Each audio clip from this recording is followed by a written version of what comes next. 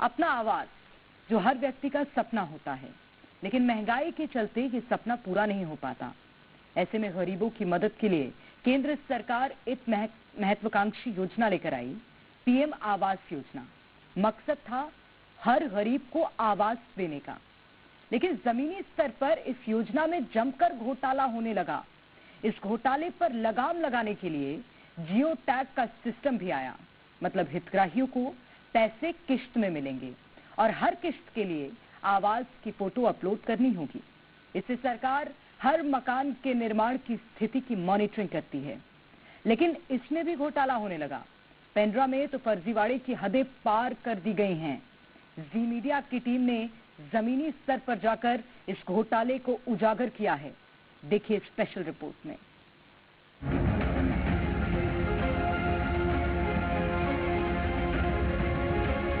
गौरेला, पेंड्रा, मरवाही, छत्तीसगढ़ का वो जिला जहां गरीबों के सपने पर ही पलीता लगा दिया जा रहा है। वो सपना जो समाज का हर व्यक्ति देखता है, आवास का। लेकिन यहाँ तो गरीबों के उस सपने को भी तोड़ दिया है जो अपने पक्के घर की आस में जी रहे थे। गरीबों के आवास के लिए आखिरी उम्मीद थी प्रधानमंत्री आवास योजना, लेकिन उसमें भी ऐसा घोटाला सामने आया है जिसने सरकारी व्यवस्था की पारदर्शिता पर सवाल खड़े कर दिए हैं। गरीबों को पक्का मकान उपलब्ध कराने के लिए चलाई जा रही प्रधानमंत्री आवास योजना को उसके ही जिम्मेदार कर्मचारी पलीता लगाने में लगे हुए हैं। हैरानी की बात तो ये है कि योजना में भ्रष्टाचार रोकने के लिए अलग अलग स्तर पर जियो टैग करने की व्यवस्था की गई है, ताकि जैसे जैसे आवास पूर्ण हो वैसे वैसे किश्तों के माध्यम से राशि का भुगतान किया जाए। लेकिन वो कहते हैं ना, तू डाल डाल तो मैं पात पात। बस कुछ ऐसा ही हो रहा है गौरेला, पेंड्रा, मरवाही जिले में। जनपद स्तर में बैठे हुए जो कर्मचारी हैं वे फर्जी आंकड़े तैयार कर रहे हैं। आधे अधूरे पड़े आवासों को पूर्ण बताकर शासन के पास फर्जी आंकड़े भेजे जा रहे हैं और न सिर्फ फर्जी आंकड़े भेजे जा रहे हैं बल्कि उन पैसों का आहरण भी हो रहा है।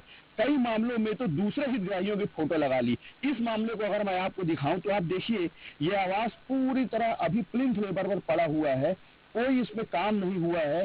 सिर्फ अगर कहा जाए तो नीचे जमीन से बमुश्किल इसमें 1-2 फीट ही काम हुआ होगा। आप यहाँ अगर ध्यान से देखेंगे तो काम के नाम पे सिर्फ ये अभी एक नींव डली हुई है। आप इसके कॉलम के लिए रॉड देखिए, ये अब भी वैसी खड़ी हुई है, पर ये आवाज भी कागजों में पूरा बता दिया गया है। अब फिर से जिले में इस तरह का घोटाला शासन प्रशासन के लिए निश्चित ही चिंता की बात है। यहाँ आधे अधूरे पड़े सैकड़ों आवासों को कागजों में पूरा बता दिया गया है। तस्वीरें तो देखिए, आवास में अब तक छत नहीं डली, दरवाजे खिड़की नहीं लगे हैं, प्लास्टर नहीं हुआ है, लेकिन कागजों में घर बन चुका है। इस मामले में जमीनी स्तर के कर्मचारियों के साथ जनपद कार्यालय में बैठे कर्मचारियों ने बड़े भ्रष्टाचार को अंजाम दिया। आधे अधूरे पड़े आवास की फर्जी जियो टैगिंग की गई, जिसके लिए या तो हितग्राहियों को पूरे हो चुके आवास के सामने खड़ा कर फोटो लिया गया या फिर हितग्राही ही बदल दिए गए। इस मामले में जी मीडिया ने पड़ताल की तो सारी सच्चाई उजागर हो गई। पेंड्रा जनपद के बचरवार में आलम ये है कि जिम्मेदार आवास पूरा करने से ज्यादा अधूरे आवास को फर्जी तरीके से पूरा बताने में दिमाग लगा रहे हैं। वहीं पंचायत भाड़ी में तो गजब सीन है। यहाँ हितग्राही के आवास में सिर्फ नींव ही डाली है, ना तो दीवार है ना कोई दरवाजा। छत की बात करना तो बेमानी ही होगी। हालांकि इसके बाद भी कागजों में आवास पूरा है। केस 1, हितग्राही हीरालाल पनिका, जगह बचरवार, छत की जगह तिरपाल लगा है। दूसरे हितग्राही के पूरे आवास की फोटो अपलोड, कागजों में आवास पूरा। हितग्राही भोला सिंह, जगह भाड़ी, आवास प्लिंथ लेवल पर है। दूसरे हितग्राही की फोटो अपलोड, कागजों में आवास पूरा। केस 3, हितग्राही देवशरण, जगह भाड़ी, आवास अधूरा। दूसरे हितग्राही की फोटो अपलोड, कागजों में आवास पूरा। ये प्रधानमंत्री आवास है आपका? हाँ। कितने दिन से काम बंद है अभी? अभी तो 3 महीना लड़की मई से बंद है। हो चुका है आपको? अब परमिट आया है साहब, मैं तो किस तक मालूम है। काम साल भर हो गए है। साल भर से बंद है। फिर कोई काम थोड़ी हुआ है? नहीं हुआ।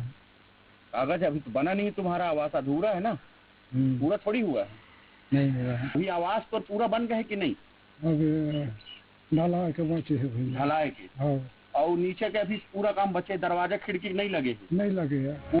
पेंड्रा में ऐसे घोटाले पहली बार नहीं हो रहे हैं। साल 2017-18 में भी गौरेला पेंड्रा मरवाही में कागजों में आवास बना दिए गए थे, जबकि मौके पर किसी तरह का कोई आवास उपलब्ध ही नहीं था। मामले में जी मीडिया की पड़ताल के बाद हितग्राहियों ने थाने में आकर लिखित शिकायत दर्ज कराई, जिसके बाद कार्रवाई की गई थी। गौरेला पेंड्रा मरवाही में अब पूरा प्रशासनिक अमला मौजूद है। बावजूद इतना बड़ा गड़बड़झाला होना सभी अधिकारियों पर प्रश्न चिन्ह लगाता है। मामले की जानकारी मिलने के बाद जिला पंचायत सीईओ ने सूक्ष्म जांच कर कार्रवाई करने की बात कही। एक ठेकेदार के खिलाफ जो है, जो ठेकेदारी प्रथा में काम नहीं कर काम लेकर के उसने काम नहीं किया था, उसके खिलाफ एफआईआर भी किया है और आपके द्वारा संज्ञान में लाया जा रहा है कि बिना छत लेवल उसको कंप्लीट किए जो है उसको पूर्ण बताया गया। इस संबंध में विस्तृत जांच करके जो है जितनी सख्त कार्रवाई उनके खिलाफ की जाएगी और इस प्रकार से बिल्कुल बर्दाश्त नहीं किया जाएगा कि ये इतनी महत्वपूर्ण योजना को किसी प्रकार से जो है शासन की छवि धूमिल करने के हिसाब से कोई भी अधिकारी या कर्मचारी हो कोई भी गलत काम करे।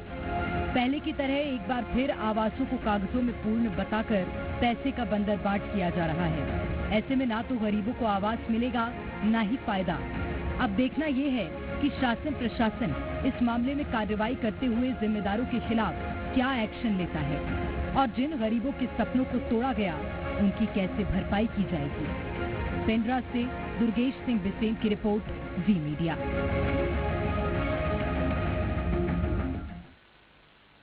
और ज्यादा जानकारी लेंगे, लेकिन उससे पहले एक और महत्वपूर्ण जानकारी आपको दे देते हैं। पहले भी पेंड्रा जनपद में पीएम आवास चोरी के मामले में देश की पहली एफआईआर दर्ज हुई थी, जिस पर प्रधानमंत्री आवास योजना के ब्लॉक कोऑर्डिनेटर के साथ कई आवास मित्रों पर कार्रवाई करते हुए बर्खास्त किया गया था और कई आरोपियों को जेल भी जाना पड़ा था।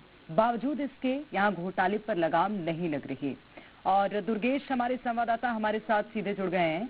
दुर्गेश, क्या स्थिति है वहाँ की, बताइएगा।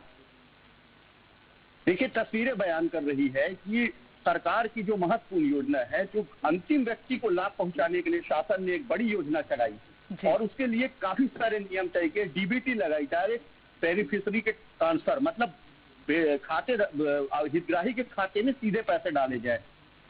जब आवास बने तो उसको अलग अलग स्तर पे उसकी जियो टैगिंग हो, ताकि किसी भी स्तर पे किसी तरह का गड़बड़ झाला ना होने पाए।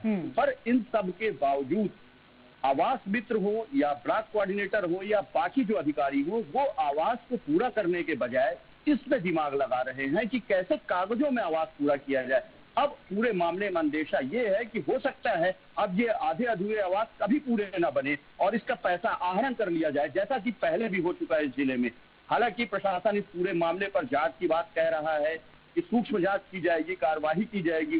पिछले वर्षों में भी इसमें कार्यवाही हुई, जांच हुई, लेकिन बावजूद इन सब चीजों के इस तरह के घोटाले हो कैसे रहे हैं?